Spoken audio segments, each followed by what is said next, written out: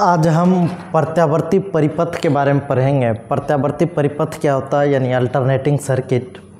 एक ऐसा electric circuit जिसमें अल्टरनेटिंग करंट फ्लो कराया जाता है, या एक ऐसा प्रत्यावर्ती परिपथ जिसमें प्रत्यावर्ती धारा प्रवाहित की जाती है, उसको हम लोग अल्टरनेटिंग सर्किट कहते हैं। इसमें हमने पिछले वीडियो में देखा था कि अल्टरनेटिंग सर्किट के टाइप वगैरह, तो इसमें मेनली आज 3 टाइप हम पढ़ेंगे। एक होता प्योरली रेसिस्टिव सर्किट, दूसरा प्योरली इंडक्टिव सर्किट और तीसरा प्योरली कैपेसिटिव सर्किट। इस 3 सर्किट को आज हम पढ़ेंगे। तो आज हम सबसे पहले प्रत्यावर्ती परिपथ के बारे में जो पढ़ेंगे वो है शुद्ध प्रतिरोधकीय परिपथ। तो एक प्रत्यावर्ती परिपथ कहते किसको है, तो एक ऐसा विद्युतीय परिपथ जिसमें प्रत्यावर्ती धारा प्रवाहित की जाती है, तो आज हम पहले परिपथ के बारे में पढ़ेंगे। तो शुद्ध प्रतिरोधकीय परिपथ यानी प्योरली रेसिस्टिव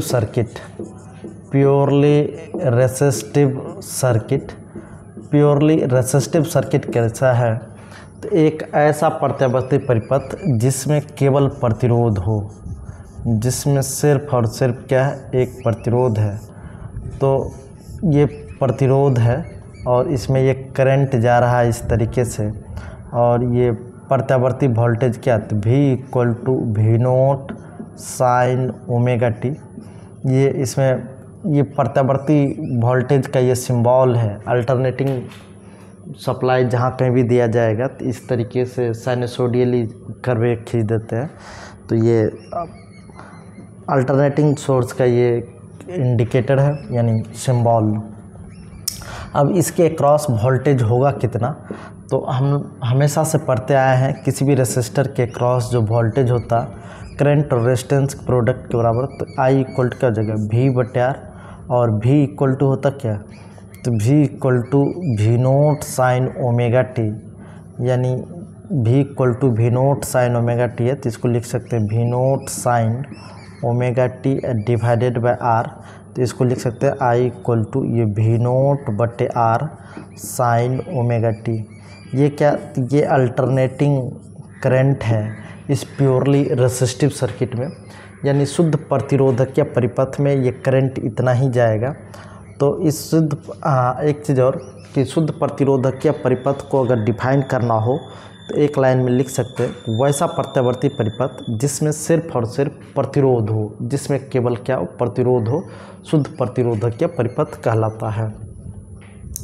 तो I = क्या होगा, V0/R sin ओमेगा टी। अच्छा, स्टैंडर्ड इक्वेशन ऑफ HSM से अगर हम देखें प्रत्यावर्ती धारा के समीकरण से, तो I = क्या होता है, I0 sin ओमेगा टी। प्रत्यावर्ती धारा के समीकरण से,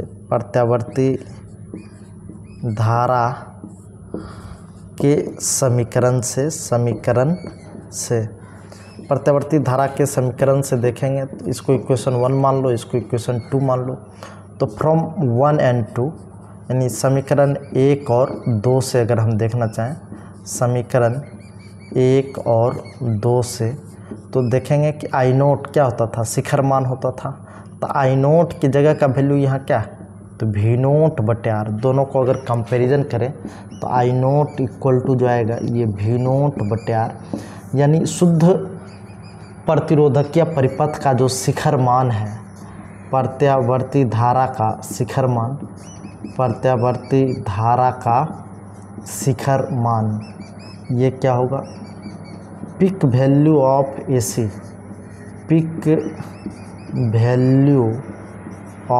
AC, मतलब इसका प्रत्यावर्ती धारा का शिखर मान जो है ये कितना होगा, तो V0/R।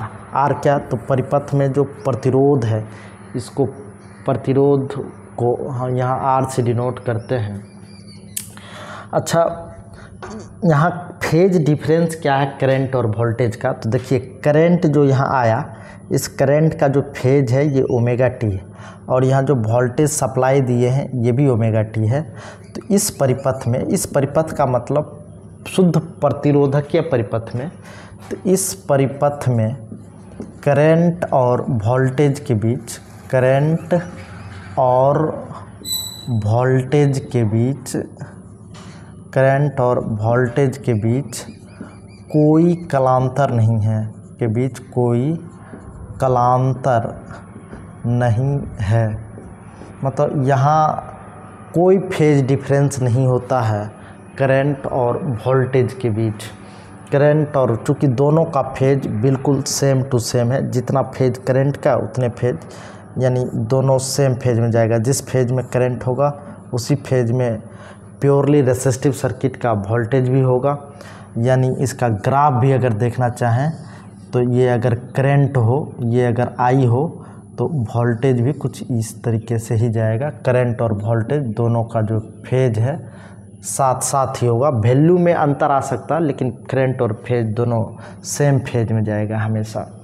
तो चलिए, ये था शुद्ध प्रतिरोधकीय परिपथ। अब हम बात करते हैं शुद्ध प्रेरकीय परिपथ की। तो शुद्ध प्रेरकीय परिपथ में क्या होगा? शुद्ध प्रेरकीय परिपथ, इसमें क्या होगा कि एक ऐसा प्रत्यावर्ती परिपथ लगाएंगे जिसमें सिर्फ और सिर्फ प्रेरकत्व हो। सिर्फ और सिर्फ क्या हो? प्रेरकत्व हो। अभी सिर्फ क्या था? तो प्रतिरोध था। तो लिखते हैं शुद्ध प्रेरकीय परिपथ। शुद्ध प्रेरकीय परिपथ यानी purely inductive circuit, purely inductive circuit, शुद्ध प्रेरकीय परिपथ, प्योरली इंडक्टिव सर्किट। ये क्या होगा? ये एक इंडक्टर है। इंडक्टर को L से डिनोट करते हैं यहाँ, और ये इसमें वोल्टेज क्या जाएगा? तो E = V note sine omega T. इसी प्रत्यावर्ती वोल्टेज को या करके अगर हम लिखें तो E naught sine omega T भी लिख सकते हैं। यहाँ क्या है कि ये इंडक्टर है, इंडक्टर का ये कोफिशिएंट ऑफ इंडक्टेंस जो है, सेल्फ इंडक्टेंस, इसको L से डिनोट करते हैं। तो हमने यहाँ L से डिनोट कर दिया।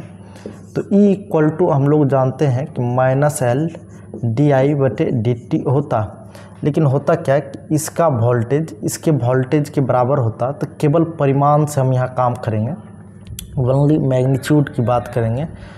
केवल परिमाण के लिए जब बात करेंगे, केवल परिमाण के लिए, तो केवल परिमाण के लिए बात करेंगे तो ये नेगेटिव साइन हट जाएगा। तो E/L इक्वल क्या बचेगा? di/dt।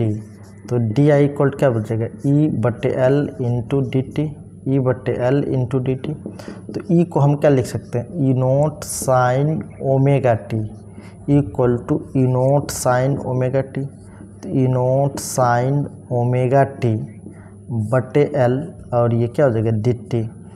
इसको इंटीग्रेटिंग बोथ साइड करेंगे, चूँकि ये di का मतलब सिर्फ चेंज इन करंट है। इस परिपथ में जो करंट में चेंज आएगा, integrating both side, integrating both side यानी दोनों ओर समाकलित करने पर, हिंदी में अगर लिखें तो दोनों ओर समाकलित करने पर, तो दोनों ओर समाकलित करेंगे तो ये di का इंटीग्रेशन, और इधर ये क्या हो जाएगा? E नोट बटे L sign omega T dt। तो di का इंटीग्रेशन क्या हो जाएगा? I, और E नोट बटे L बाहर चलाएगा, E नोट बटे L क्या हो जाएगा? बाहर आ जाएगा। तो साइन ओमेगा टी dt, अगर ये साइन थीटा डी थीटा रहता तो इसका इंटीग्रेशन माइनस कॉस थीटा हो जाता। यहाँ साइन ओमेगा टी dt है तो ओमेगा एक्स्ट्रा है, तो E नोट बटे L, और ये माइनस कॉस ओमेगा टी तो आएगा ही आएगा, साइन ओमेगा टी का इंटीग्रेशन, और ओमेगा टी यहाँ सिर्फ dt, तो ये ओमेगा एक्स्ट्रा है तो ओमेगा से डिवाइड हो जाएगा। तो I = E नोट बटे ओमेगा L, और ये माइनस साइन भी बाहर निकालना। या जिन लोगों को इंटीग्रेशन में दिक्कत हो, फिलहाल अभी वो मान लें कि साइन ओमेगा टी dt का जो इंटीग्रेशन है माइनस कॉस ओमेगा टी बटे ओमेगा होता। इंटीग्रेशंस कैसे हुआ, इंटीग्रेशंस के चैप्टर में इन डिटेल्स आप इसको देख सकते हो। तो ये कॉस ओमेगा टी बचेगा, यहाँ कॉस ओमेगा टी। अभी क्या है कि आई जो है ये कॉस के टर्म में आ गया और यह जो वोल्टेज है ये साइन के टर्म में है, तो करंट और वोल्टेज में फेज डिफरेंस निकालने में परेशानी होगा, क्योंकि यहाँ फेज डिफरेंस कौन किससे आगे है या पीछे है, इसको डिसाइड करने के लिए हमेशा करंट और वोल्टेज को सेम फंक्शंस में लाते हैं। ये साइन के फंक्शंस में है तो इसको भी साइन के फंक्शंस में लाएंगे, या दोनों कॉस में रहेगा, तभी हम डिसाइड करने में मेरे लिए आसान होता है कि कौन किससे आगे है या कौन किससे पीछे है, मतलब फेज डिफरेंस में कितना आगे पीछे है। तो कॉस ओमेगा टी को हम क्या लिख सकते हैं, ये I equal to minus e not बटे